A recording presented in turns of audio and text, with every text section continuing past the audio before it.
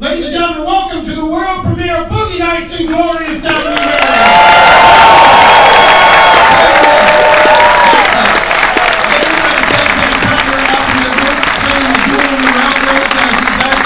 We'd like to thank all the Warner brothers and sisters who made this possible and their commitment to the theatrical experience. Yes. And especially with being able to do a blow-up of a film, not a new film, a blow-up 70mm print, because this is what it's all about. The big screen, the prints, is that what I'm talking about? I would like to thank all of you. This is a member screening. Anyone just become a member just for this screening? Anyone been a member for a long time? So thank you, and thank you for your support. This is 5 nights of Boogie Nights in glorious 70mm. All have been sold out. Make sure to take to your socials so that people in New York, San Francisco, and Chicago cry.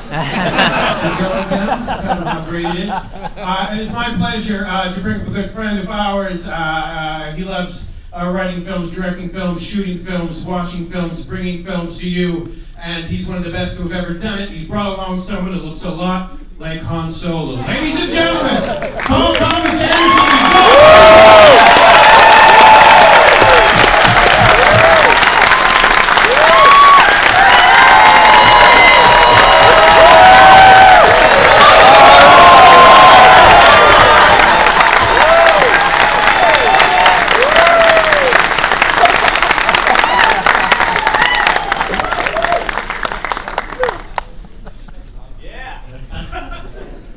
What we're about to see is a 70mm print blow-up, and there's nothing more 1977 to 1983 than a 70 blow-up. Can you talk about to them a little about what we're going to see? Well, the real, you said it already, but I'll say it again. I want to thank Warner's because it's not cheap, it's not easy, but they say yes to do this, which is a terrific thing. Thank you, Andy, just over there. Yeah, if you got a lot of money, you can do it. It's not too much. And I have seen it, and it's really, really great. And it's funny because the film is now, I think we're further away from when the film takes place than we were, made it.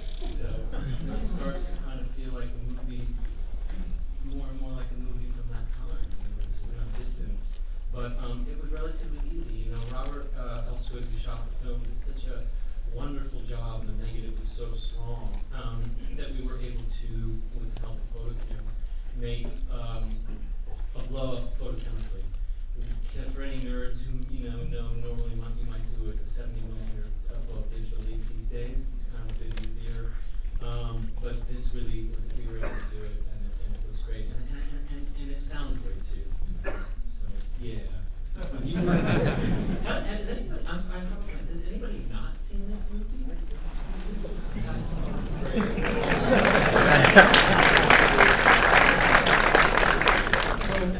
Try not to do too many spoilers for them, but you were in a hot tub with Burt Reynolds. I was.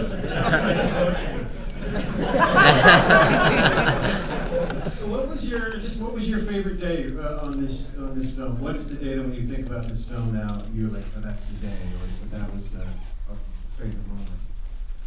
Me? Yeah. Oh, I don't know. It's hard to say a favorite. This whole thing was like an amazing process. It's funny. Paul's now this amazing legend of a director who's done so much and is held in such high esteem. At this time, he was hustling to get a gig. And so all the months and everything leading up to making this movie were this really special time in my life, I think in our lives. And so the favorite moments that jump out, really, it's like a stream. I remember getting to the end of the shoot thinking, that was the most fun summer I've ever had. And the ensemble of actors and everyone just getting to feel like part of this family was really a special thing.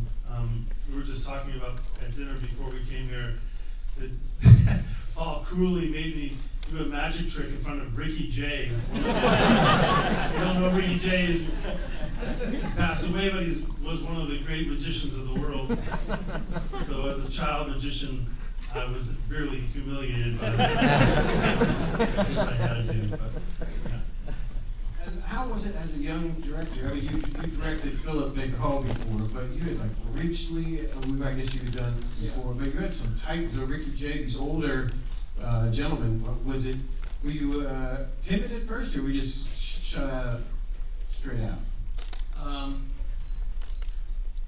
No, I wasn't timid. I was confident. I was probably overly confident, but I think the confidence came from, it's easy to have confidence when you have great actors because you don't really know any better. They're so versatile and able to give you what you need. You become timid when you don't know how to help an actor. At least at that time, my first movie was with Sam Jackson, Gwyneth Paltrow, Phil Baker Hall, John Reilly. I was spoiled rotten, so I didn't know what it was like to challenge and work with somebody who might be cranky or might not know their lines or something like that. I was intimidated a little bit by Burt Reynolds at first. I think we all were, but we were also excited to work with him. The possibilities of working with him. And we had a lot of terrific people from the porn industry who were, they were not shy about removing their clothes. That was really helpful. But I didn't want to, a young film director. And that was kind of, you had to get in situations that could have been uncomfortable. Ask people to remove their clothes and stuff like that. And they were up for it, and it just made it like not a big deal. So that was the comfort of working with actors who are there for you. Doesn't make you timid. It feeds you. And if anything, you feel like, well, they're dancing. They're all this energy, and they're giving it to you. You feel more pressure to do right by them. And everyone did such a great ensemble cast. I imagine as each stage you went through, you got more and more confident. Everyone felt like this is really something happening. Especially the opening shot of this film, or the opening. Once you must have accomplished that with all the choreography, can you talk about a little shooting that? Yeah, I think we ended up shooting that pretty deep into making the movie, so we had a little bit of confidence to do it. Maybe not too deep, but we had terrific assistant director John Wildermuth to help make all that happen, and great steady camera operator Andy Shuttleworth. It's funny. I think to your question is that we did do like a lot of rehearsals beforehand. There was a kind of instant great camaraderie amongst the kind of gang of guys part of the movie, like Tom and Mark and Phil and Thomas Jane. So that was really helpful. That by the time we started, we talked about it enough. Certainly, John and I had. I've been kind of desperate to try to get this movie for years. So that when we started, we were not going to lose any time. There wasn't that much time. To do all that we were trying to do, we were just attacking every single day. And every day, there was no break. There was no break. Every day felt like it was a big scene. I remember we rehearsed the dance number that happens in that first sequence in a roller rink across the street from where the club was. That was interesting. And I want to point something else out about the movie, which is that at the time that the movie was being put together, porn was still this major taboo. It existed, of course, on video and everything, and people were aware of it, but it wasn't so seeped into the culture like it has been since the internet, At the time, people had to be convinced, their agents had to be convinced, hey, don't worry, you can associate your client with this movie that's about porn, it was actually kind of, people viewed it as a big risk. And I remember we were nominated for Best Ensemble or something at the SAG Awards. I remember just sitting at this table off to the side, and I really felt like a porn star. Everyone thinks we're really porn stars. Shoved us over to the side here at this table. Eat your filthy chicken,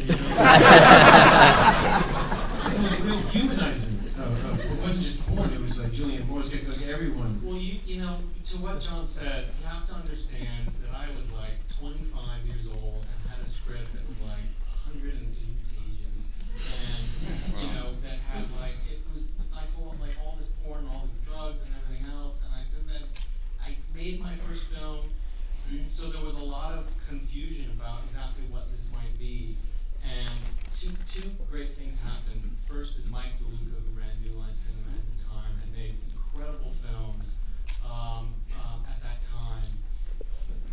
Read it and trusted me, and we really hit it off. So there was the backing of that. So that's a great place to start. But more to the point was that when Julianne Moore said yes, that was a really big deal, because other actors have always, and especially when she was starting out, they're like, if she's doing it, it's gotta have something. It was like a seal of approval and legitimacy from her meant a lot to other actors. She worked with Don Cheadle, so suddenly Don paid a little bit more attention to it. I think she also had already done a scene with Altman with her pants off. Yeah. This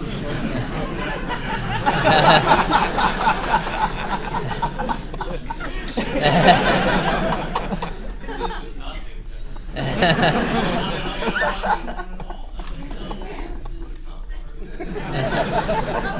It tells more about the struggle. How did this? When I watch it, I always go, "How did this get made?" It's like, okay, well, it got made because I convinced Mike that Leonardo DiCaprio and Jack Nicholson were going to be in it. He was like, "Fucking great! You can do it for $14 million." I was like, "No problem." And then, you know, if you follow this kind of stuff, quite famously, Leonardo decided to do the Titanic instead, which he regrets now, but I think he did all right. It's fine. And I don't think I got Jack Nicholson to read the script eventually. I don't think he did get to him. I don't think it got to him. That was hard. But that's okay, because that would have been something else. And Burt was always somebody that was really, really right for it.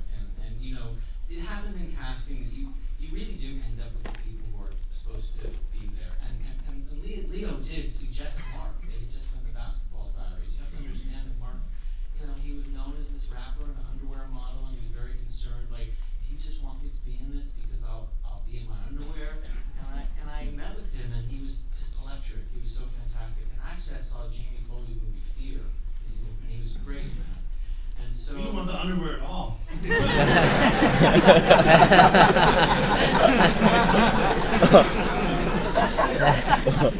I saw, you know, you see Mark's body, I'm like, this is good.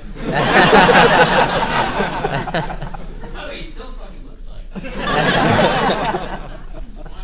he's got his own workout line now. What I did on Instagram, it's got me crazy. I was going to talk a little bit about the Alfred, just shooting the Alfred Molina scene. Yes, of course. So the Alfred Molina scene we shot about, I think it was about 5 days. It was maybe 4 or 5 days, which is a really long time to be firecrackers going off and smoke and everything else. I have PTSD of those fucking firecrackers. The one thing I can remember about that scene was feeling like, after we rehearsed it and mapped it out, feeling like something nagged at me, that something was not quite right, and there's a problem that I can't put my finger on, and I don't know what it is, and I guess we should just start shooting. And I'm really afraid because it's the end of the movie. And then when we rolled and the first firecracker went off for real, I was very relieved. I said, well, that was what was missing. I said, we didn't do a rehearsal with firecrackers. So when he started throwing his firecrackers, my friend Joe Chan, and you see everybody jump, I thought, well, actually, this could be pretty good. I guess I don't want to ruin something too much for you, but anybody who's seen the movie, maybe this is good for you to know, is that if you can remember, or maybe when you see it coming up in the movie, in that scene, when there's a very, very long take on Mark's face, and he just absolutely blanks out. That is not something that was planned or scripted. That was like the last shot after 5 days of doing this scene. He, like, his mind just stopped.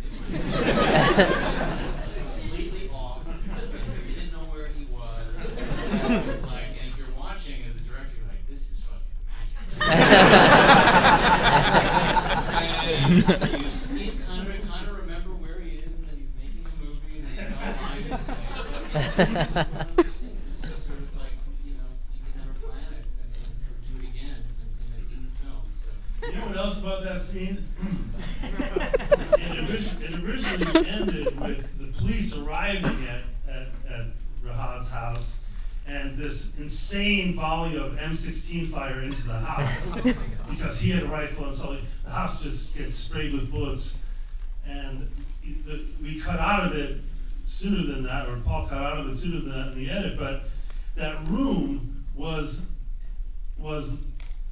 completely wired with 2,000 squibs or something. So it was this sense on the set, like, we're literally in a tinderbox. Everything could explode in a second.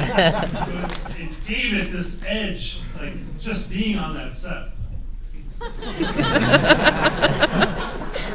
Your friendship with Dirk when they first meet is one of the best scenes. It's like you immediately fall in love with both these guys. Was that all on the page, or did you rehearse to refine that relationship? We didn't rehearse that scene, and I think a lot of it is on the page. But when you have John, you know, you have to let him improvise, because it's always better when he does. But he also knew that it was one shot, that he'd do it and then do one little thing. So, you know, the Han Solo thing, he improvised. He did, or maybe I suggested it and he did come to love it. I don't remember. But that's one instance where I think it's pretty close to the script. I don't remember, you know. But I think it was one of the first scenes that I shot with Mark. So it was, you were clever to put us in that first position like that. Yeah. Hattie Graham does such a great job, and she has to do it on roller skates. she did not really know how to roller skate.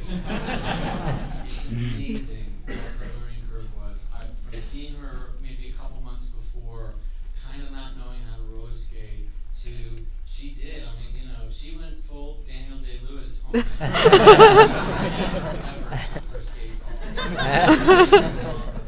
I mean, over rocky terrain and everything, and she just became incredible at it. And Heather's such an underrated actress, I think. I mean, she's sort of an icon, but she's really so incredible. I look in particular those scenes that she has with Julianne, and you know, having a good time.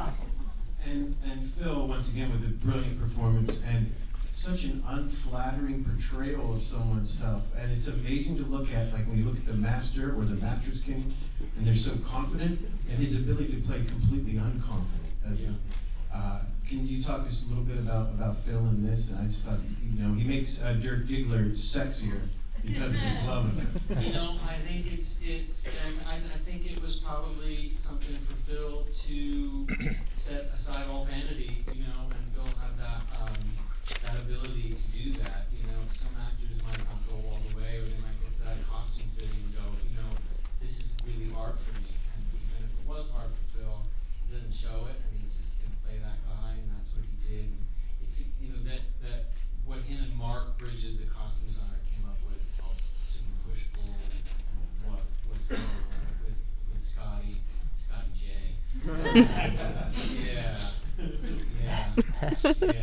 Yeah, I've never worked with someone who gave less of a shit about vanity. You know, I did a play with him on Broadway, and we would have to do these events, and I always would overcompensate with the way I dressed. You know, like, all right, I'm going to Sardi's, I guess I'm supposed to be fancy and wear a suit.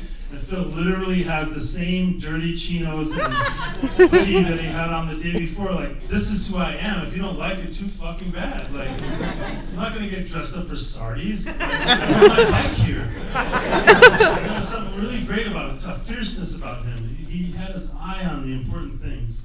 But he also would never take his coat off. If he rode his bike all the way there, and it was like, you know, 40 degrees out and it was cold, he'd sit in the restaurant in his coat. I'm also not going to stay very long either. You know, Burt wasn't at the top of his fame at this point, right? And he did Deliverance, he's great in that, but he never, and this was, to me, still the greatest performance he's ever done. And when you watch it, you're like, oh, you're a great movie star, but this was in you the whole time? Like, it's so good. You're like, you could have, instead of being just a movie star, I feel like you could have done that. Yeah, he's so terrific in the movie, you know, and it wasn't the easiest at times because he could be challenging, but I was young, but I did see it when we did the print, and I went back and I watched his performance with some distance I hadn't seen in a long time, and that was one of the biggest things that I took away was just how remarkable he is in the movie. I think he, you know, he was the oldest person on the set, and also had. He was the one who you could look at you or look at you as just like, you were in diapers at this time. I was here and the biggest movie star in the world, so I know how to get into a fucking jacuzzi. Watch and that kind of stuff. You're like, these little details of like, look at how he gets in the jacuzzi and how he knows like, turn those bubbles on for me, do all that stuff.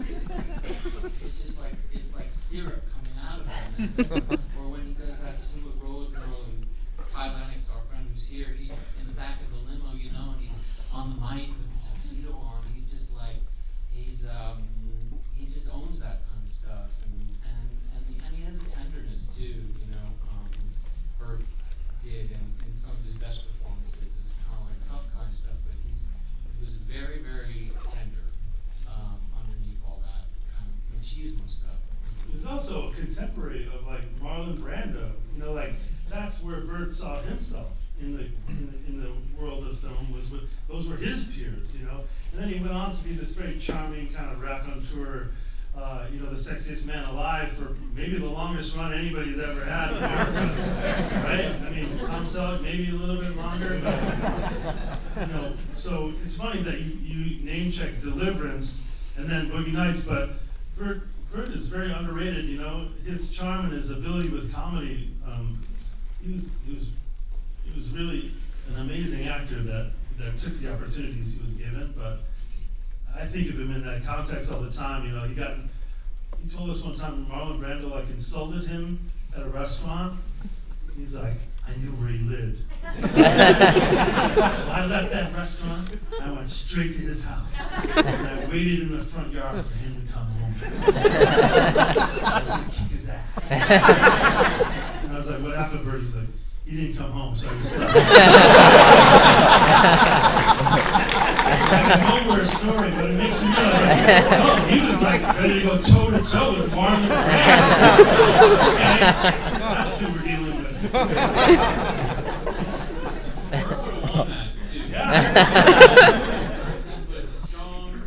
He was a strong guy.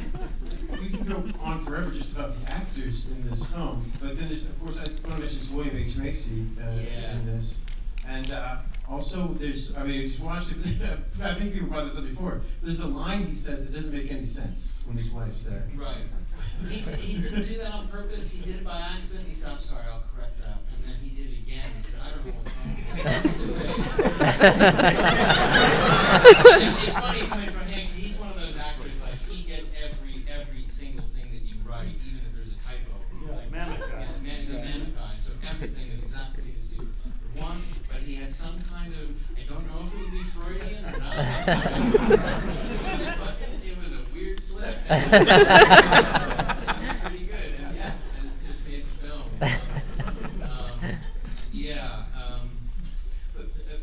one last thing is that our friend Ricky J, who passed away, kept journals every day of his life, and our mutual friend Dan has been transcribing these, and so there's journal entries from his days on Boogie Nights, which I've been looking back at, and hopefully that'll be shared in some publication or something like that. But it's pretty fantastic seeing it through Ricky's point of view, and like kind of, it's really not his job as an actor.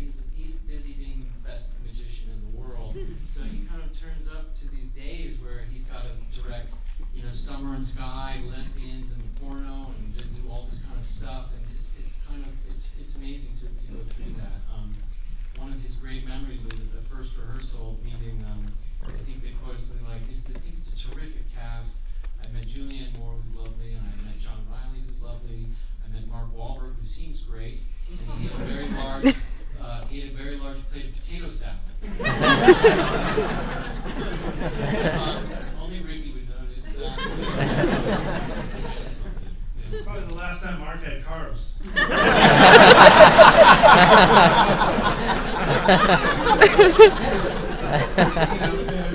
Honor Ricky Jake, let's watch some magic. All right, ladies and gentlemen.